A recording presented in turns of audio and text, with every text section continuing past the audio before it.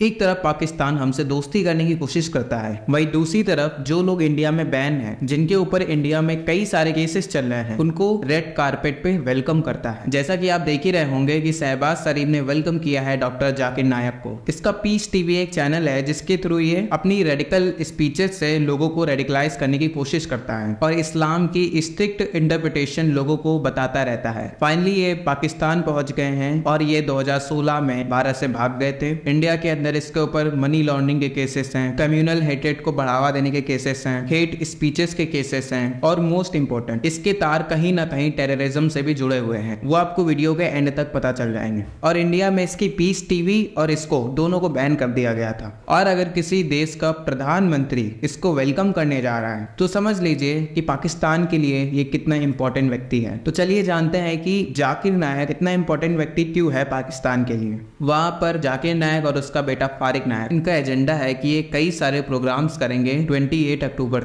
और जो पाकिस्तान में बड़े बड़े स्कॉलर्स हैं उनसे भी ये मिलेंगे। और एक बात ध्यान रखिएगा कि जिन पाकिस्तानी स्कॉलर्स से ये बात करेंगे उनकी जो लंबी फेयर लिस्ट है, उस लिस्ट में कुछ नाम ऐसे आ जाते हैं जो कि इंडिया को बहुत चुभने वाले हैं। उसमें आपको मसूद अजहर का भी नाम मिलेगा, उसमें हाफिज सईद का भी नाम मिलेगा। इन दोनों की इमेज पाकिस्तान में टेररिस्ट वाली नहीं है। पाकिस्तान में इनको एज अ इस्लामिक स्कॉलर दिखा जाता है, जबकि कितने बड़े टेररिस्ट हैं। इनकी अगर फाइलें खोल दीजिए तो खत्म होने का नाम नहीं लेंगी। और कितने सारे बड़े बड़े कांड में इनका नाम है इंडिया में। और ये टेररिस्ट हैं, इनको पाकिस्तान सेव करके रखता है। और जाकिर नायक जो बड़े बड़े इस्लामिक स्कॉलर से मिलने वाला है, उसमें ये लोग भी हो सकते हैं, क्योंकि अभी लिस्ट पब्लिक नहीं हुई है कि ये किससे मिलने वाले हैं। और इसकी टीम ने ट्विटर पे पूरी जानकारी दी है कि जाकिर नायक और इसका बेटा फारिक नायक पाकिस्तान में प्रोग्राम्स करेंगे, मेनली कराची में, लाहौर में, इस्लामाबाद में। और जो ये इवेंट्स करता है उन्हीं इवेंट्स में ये हेट्रेड फैलाने की कोशिश करता है। और आपने इसकी ऐसी वीडियोस देखी होंगी, जैसे एक वीडियो बहुत वायरल हुई थी जिसमें इसको कंडेम किया गया था और बहुत क्रिटिसाइज किया गया था। जो वो वीडियो श्री कृष्ण जी के ऊपर थी, किसी ने इसे श्री कृष्ण जी से लेके क्वेश्चन किया था और इसने बहुत ही उल्टा पुल्टा जवाब दिया था। और इसने ऐसा दिखाया कि he was just a normal person, जिसकी वजह से इसको बहुत ज्यादा क्रिटिसाइज किया गया था। जाकिर नायक ने 1 अक्टूबर को वहां के नेशनल असेंबली स्पीकर से भी मुलाकात करी और ये हर पार्टी के जितने भी टॉप लीडर हैं उनसे मिल चुका है पाकिस्तान में। और ये इंडिया में क्यों बैन है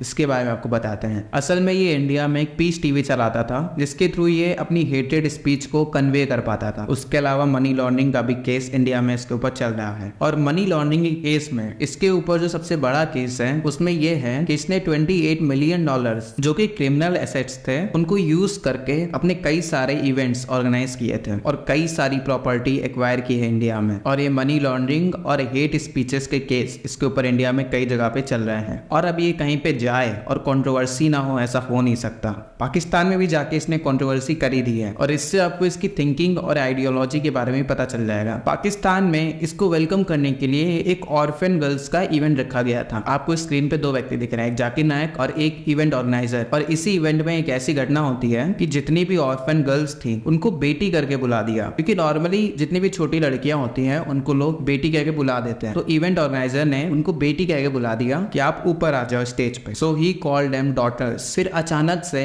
इसी बात पे जाकिर नायक का एटीट्यूड चेंज हो जाता है और ये स्टेज से नीचे उतर जाता है और यहाँ तक ये सुना देता है कि आप ऑर्फन गर्ल्स को बेटियां कह के नहीं बुला सकते, क्योंकि ये नामरहम है, क्योंकि they are unrelated by blood और मैरिज। तो इसलिए आप इनको बेटियां कह के नहीं बुला सकते और ये हमारे इतने करीब नहीं आ सकती। ऐसे करके इसका एटीट्यूड बदल जाता है। फिर उसके बाद इसको ऑनलाइन बहुत क्रिटिसाइज किया गया है, मेनली ट्विटर पे। और वैसे भी ये इन्हीं चीजों के लिए जाना भी जाता है। इसके अलावा इसके तार टेररिज्म से भी जुड़े हुए हैं। केरला में एक बहुत फेमस केस हुआ था जिसमें 2 लड़के उन्होंने इस्लामिक स्टेट ज्वाइन कर लिया था। जब उसकी वीडियो सामने आई तो NIA ने जांच किया, तब उसने पाया गया कि ये जो 2 लड़के थे ये जाकिर नायक से मिले थे और उसके मिलने के बाद ही इस्लामिक स्टेट ज्वाइन किया था। हालांकि इस पे जाकिर नायक का कहना था कि इससे उसका कोई लेना देना नहीं है। उसके बाद 2016 में एक बांग्लादेश में कैफे केस हुआ था जहाँ पे बॉम्बिंग हुई थी। एक एलिट कैफे था ढाका में जिसमें 29 लोग मारे गए थे और जो उसमें 3 एक्यूज थे उसमें यह पता चला कि वो तीनों लड़के जाकिर नायक की वीडियोस और फिलॉसफी को फॉलो करते थे। और उसके अलावा 2020 में दिल्ली राइट का जो मेन एक्यूज था